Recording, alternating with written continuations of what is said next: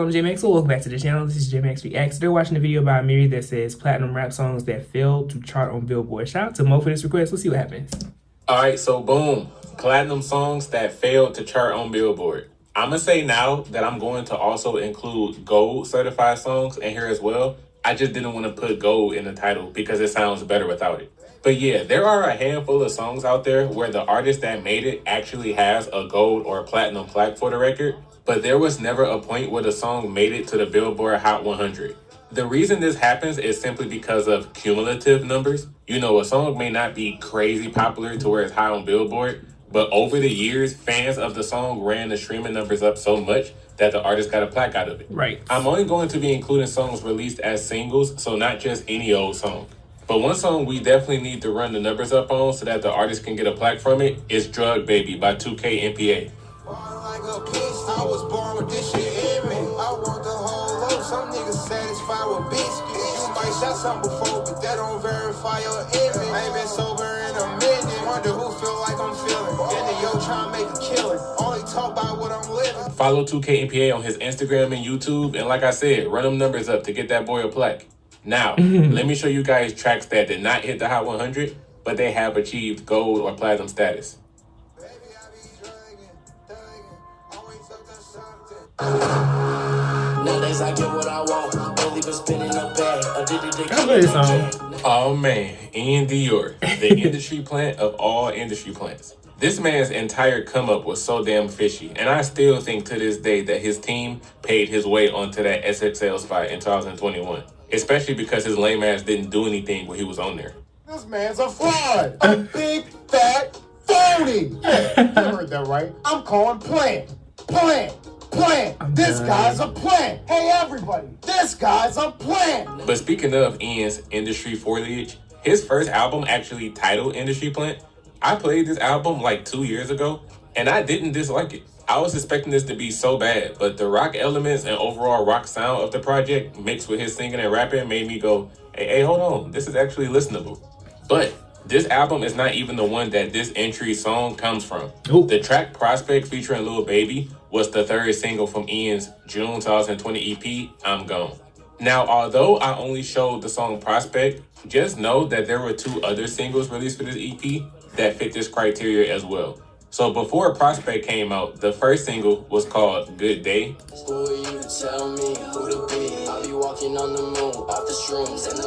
And then after this, the second single was Sick and Tired, featuring Machine Gun Kelly and Travis Barker.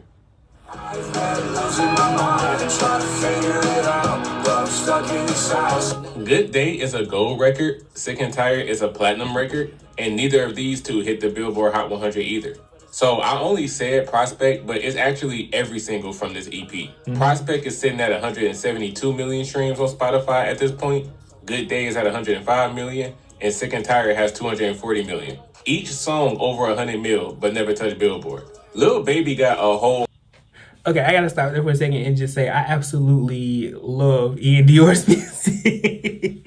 And I've been listening to him since the beginning, honestly. And Industry Plant was a dope ass album. I'm Gone was good. His last 2 singles that he just put out, Edge of Tomorrow, I think you should go. Love him. I don't know what it is about his music. He might be an Industry Plant. I just fuck with the music though. It's pretty dope to me. Prospect was just another day at the office for him. But for Industry Plant Dior, he only has 7 certified songs, and Prospect was the latest one. He hasn't really had a successful song since this record. And to no one's surprise when I say this, Industry only has 1 song that did reach the Hot 100, and it was Mood, which he was a feature artist on. Yeah. But it's 24K Golden's track. And we all know how massively successful that song was. So yeah, I guess people don't listen to this dude's music anymore. Because for him to not even have a gold song for any of the music he's put out in the past 4 years, I think that kind of shows most people who used to listen to him checked out a while ago. I still do, but I can understand that. Before he keeps going, I can understand that though because the music it went more in the rock direction. Like it had hip hop and R&B elements to it way back when he first came in. Now his music is definitely more rock, and I think that's why people have like stopped listening to him. She said my leather so soft, my top so soft, I probably have it all. This entire Like Father, Like Son album, I am a casual when it comes to this project. By that, I mean the only tracks I know from it are the most popular ones. Right. With those being Leather So Soft and Stunning Like My Daddy. But all of these deep cuts, I have not heard any of these. Ain't Worried About Ish, Get That Money, Cali Dro, All About That. I'm not familiar with these. My favorite song from this album, which was the only deep cut that I do recognize, is the track Don't Die. Gangsters don't die, they get chubby and they move to Miami. I moved to Miami.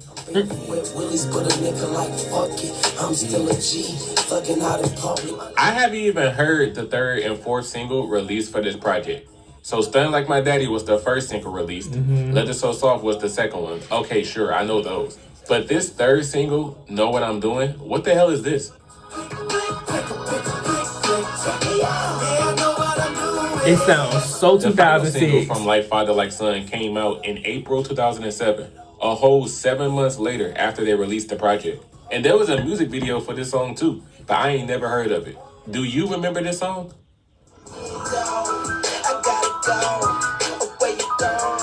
This was my first time hearing that track, and it just sounded like a Carter 2 leftover. Now, these two songs, Know What I'm Doing and You Ain't Know, I'm not surprised that these singles didn't touch Billboard, but for Leather So Soft, I am surprised. Especially because around this time in the mid-2000s, Wayne had a few songs that were on the charts. He had Go DJ, yeah, that's my DJ. He had Fireman, Fire for Fireman, and another Billboard song he had was a song that's debatably the best song he's ever made.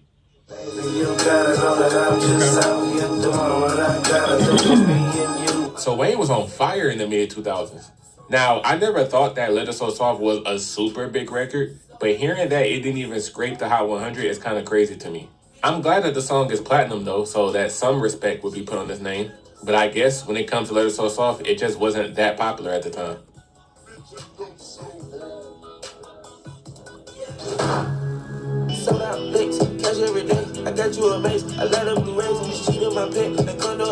Now, what I'm about to say has nothing to do with this entry. I just feel like saying it because I think Lil Baby is overrated as fuck, and I want to express my displeasure because I can. He went 1 for 13 on this Street Gossip mixtape. He went 1 for 13. I remember I played this tape when I was running on the mill, and I was so unimpressed. This is the only project of his that I've heard, and I wanted to check it out because of the cover art. I just really like the black, gray, and red aesthetic. But yeah, the only song he hit on was Chastised. The rest of this tape was super generic flexing and I got it out the trenches with my dog raps. Now, the song Sold Out Dates with him and Gunna wasn't released on a project actually. I think Gunna was keeping it for a project, but after the song was initially leaked, there were so many people rocking with the song that he just released it as a standalone single anyway in April 2018. Sold Out Dates didn't become certified platinum until 3.5 years after it came out in November 2021. Now, that doesn't mean that it didn't already sell 1 million units, however. If you guys didn't already know, if you have a song sell 500,000 units, you aren't going to just randomly get a gold plaque in the mail with a letter that reads, "Hey bro, we saw you sold 500,000 units on your last song. Here's your plaque." That song was ass, but good shit. That's not gonna happen. In order to get certified by the RIAA, you and your team, your label, have to hit up the RIAA in order for them to check your numbers and show them proof through legitimate sales and streams that you hit a certain milestone. Then, if the numbers are right, a song or album qualifies as gold, platinum, multi-platinum, diamond, then they'll reward you with a plaque. At this point in mid-2018, Lil Baby was already popping in. He had My Dog, Freestyle, and Southside all on Billboard already. He was going in. This is the complete opposite for Gunna. Gunna put out hella songs before this, but he didn't have anything hit Billboard until Drip Too Hard came out with Lil Baby. And that song was mega successful to the point where it's actually a diamond song now. So shout out to both of these dudes, man. They both have become really successful artists in the past several years. Even though Baby became Dion Waiters and went 1 for 13 at some point, some people out there love this man's music.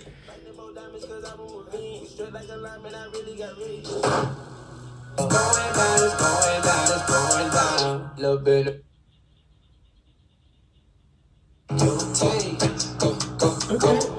Let's go. Cash on me. Talk about someone who hasn't had a hit song in years. K-Camp got hot right when I was in my last days of high school, man. That "It Ain't Nothing to Cut That Bitch Off" was hot when I was in my senior year. We was 5 weeks from graduation. I had all my credits, and all I had to do was cruise for the next month, and I would be straight. The whole time at the end of my senior year, I kept having to hear, ain't nothing to cut that bitch off. Now, K-Camp has a few songs that fits the criteria of this video, but I'm not going to mention them all. Hell, if I make a sequel to this video, I can use those other songs for those entries. So I'm telling y'all now, if I ever make future parts to this, K-Camp is going to be in there somewhere. Okay. This man was at his peak in 2014 and 2015. All of his biggest songs, like the previously mentioned Cut Her Off, was popular, but also the song Money Baby, Money Baby, Money Baby, yeah, was out at the time. Both Money Baby and Cut Her Off were singles off of his first EP, In Due Time, released in April 2014.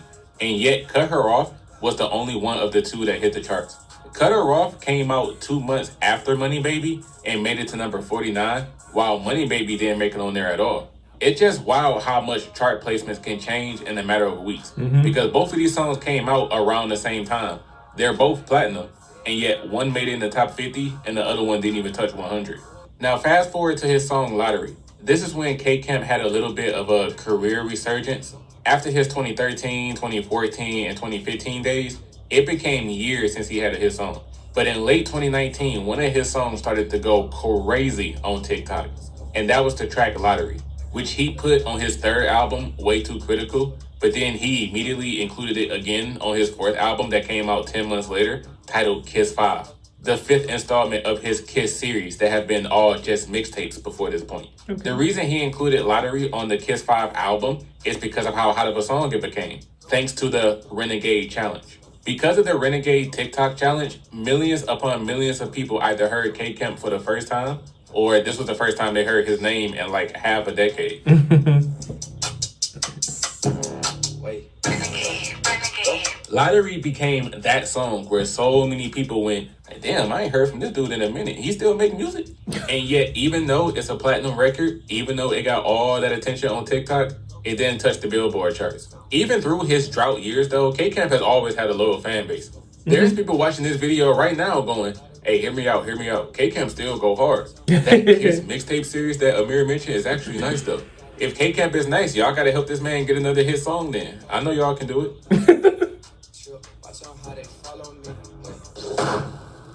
Look in the mirror. I see a great man.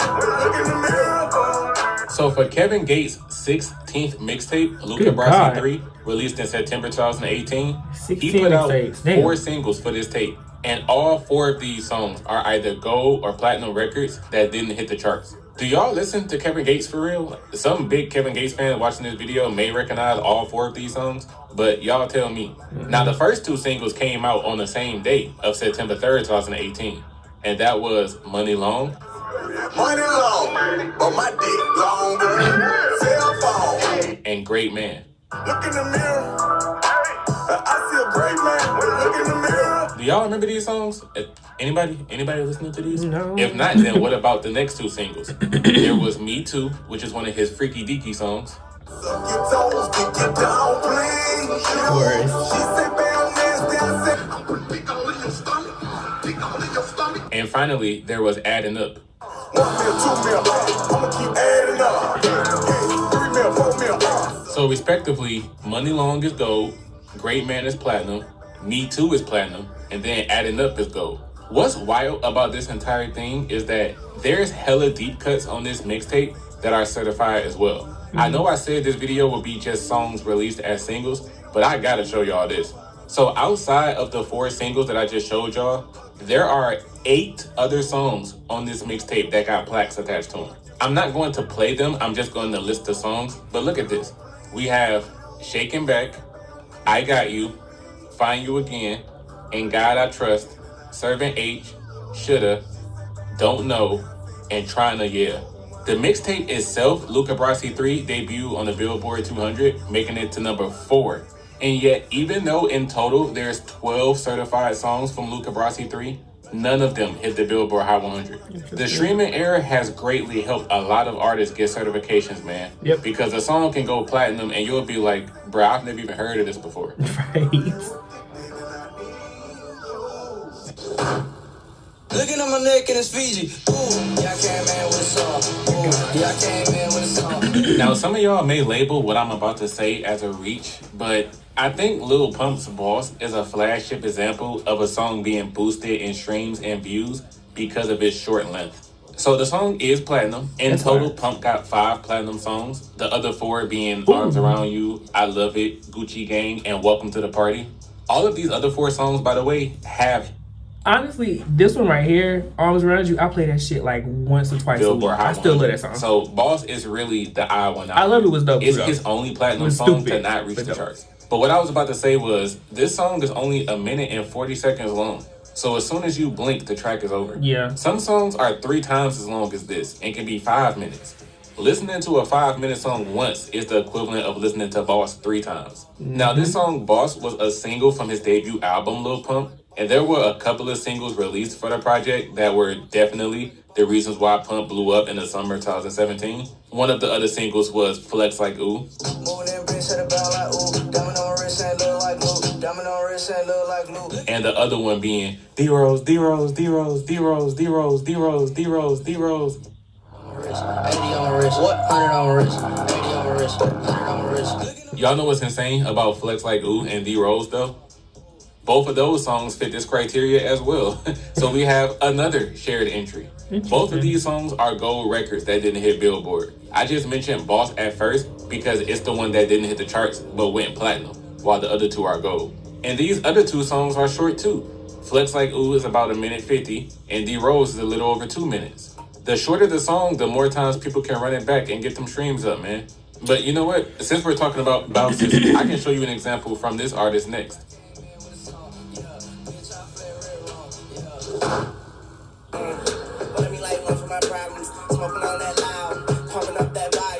The Boss and Weezy got so many songs together that it's innumerable.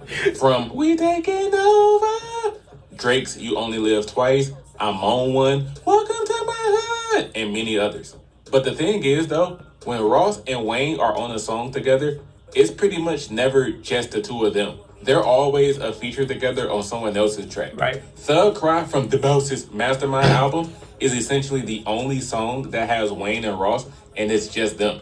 The song was certified gold 7.5 years after it came out. This was the 3rd single for Mastermind and released in March 2014, but didn't go gold until August 2021. The 2nd single from the album was War Ready featuring The Snowman. This song completely flopped. It's been 10 years and it's still not even at least gold. That song pretty much went nowhere for Ross or Jeezy. Damn. Now, I don't know if I just don't be paying attention to what Jay-Z be up to, but the first single from Mastermind was some song that him and Rose have together titled The Devil Is a Lie. The devil is a lie. The devil is a lie. The way Ross was singing on that hook was insane to me. The devil is alive.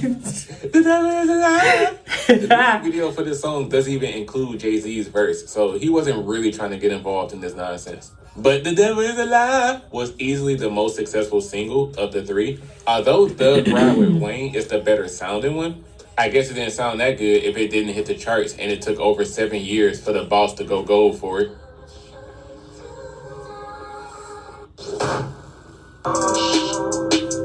Oh, wow. Okay. And I think I made it cause I'm on my fucking song, bro. I can't explain it. This is Now, another. for some reason, Hold on. Tribe is another one. Literally, when I was washing my hair earlier, it's in the playlist. It's on like 3-4 playlists. That is my shit. Bo is not listed as a feature on any of these songs. Shea Butter Baby is an Ari Lennox track listed as with J. Cole. And the same thing with Tribe, Boz with J. Cole. He's not listed as a feature on either one. It's listed as a shared song. Yeah. So whether you look at this as an Ari Lennox and Boz entry or a dual J. Cole entry, it's the same thing. Starting with the Cole and Ari track, I like one song by Ari Lennox, and that's Break Me Off.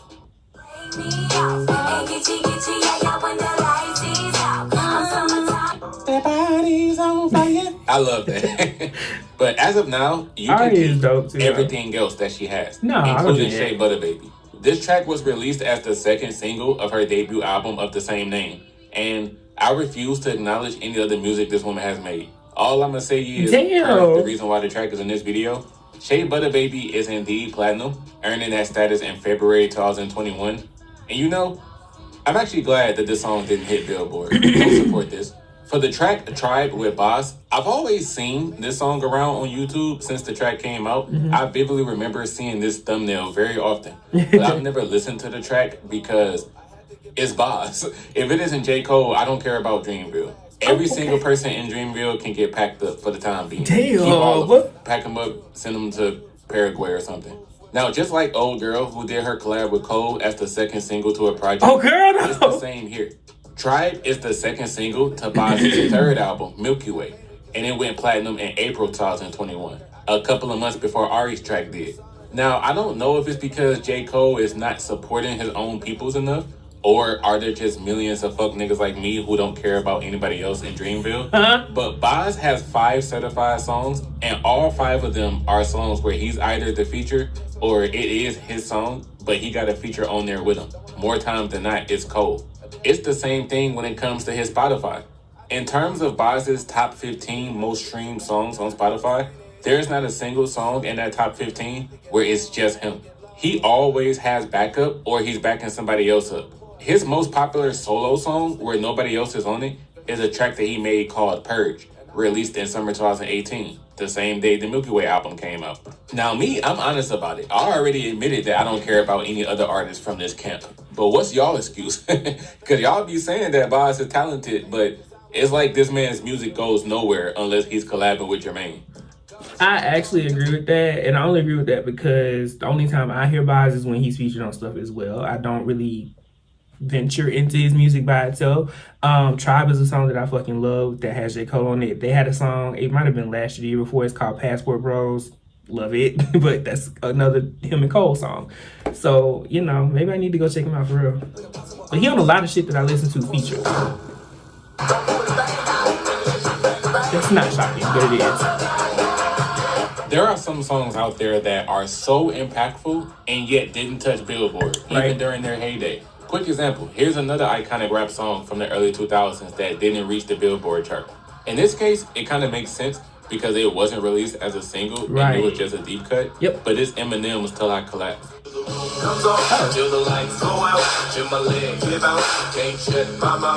This song is 8 times platinum but never touched the charts. Like I said, it was a deep cut, so I kind of get it.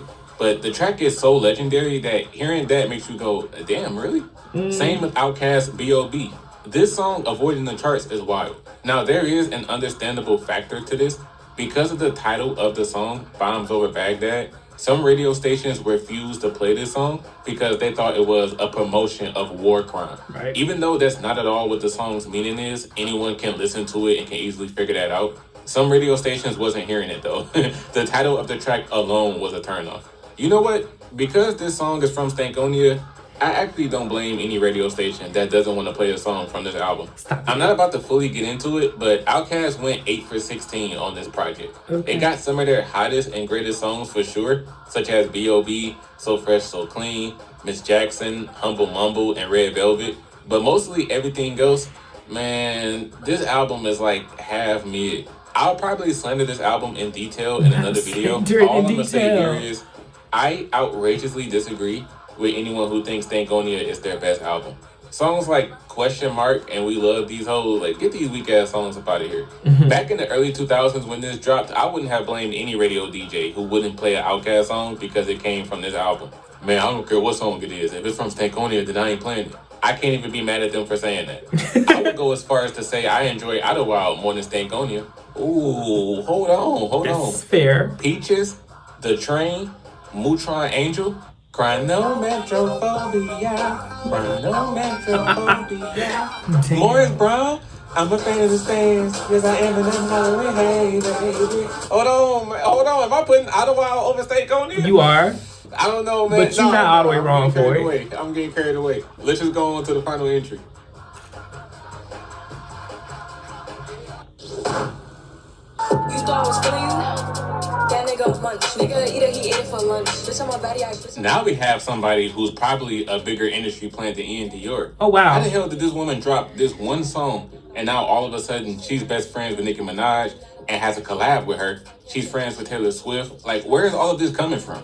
Realistically, Ice Spice had put out a few songs in 2021 and early 2022, and she was doing okay for herself, but nothing took off until You Thought I Was Feeling You. It was a standalone track, but she later added the song to her Like EP. Munch at this point in time is a gold record, but I'm pretty sure it will reach platinum. And although Munch didn't hit the charts, the thing is, Ice Spice has been getting songs on Billboard with no problem now. Every song she's put out has been a hit except for a couple. In Her Mood was a hit, Boy's a Liar Part 2, Princess Diana, Barbie World with the Queen, Deli, The Lotto Disc Fart. Like, almost every song she's released since blowing up has worked out for her. The only 2 tracks she has since she came out on the scene that haven't done that well, and both of them haven't touched the charts at all. One of them was that weird-ass Bikini Bottom song. Whatever I like, bitch won't bark, but they wanna bite. I got too many figures and I might, bitch. Think about that when you type. I remember her getting roasted because of the beat on that one. But the other track was Pretty Girl with Rima. Looking at you, got my eyes wide, damn, so out of this world. Like Interesting.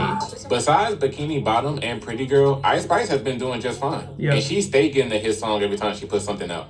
There are many people who wish they could have a viral song and get the opportunities that she has. Even if you end up getting hit with the industry plant allegations, for a lot of artists, that slander would be worth it. Yep. I may have to check out this Like EP because I'm sure it's going to be better than Lil Baby Street Gossip.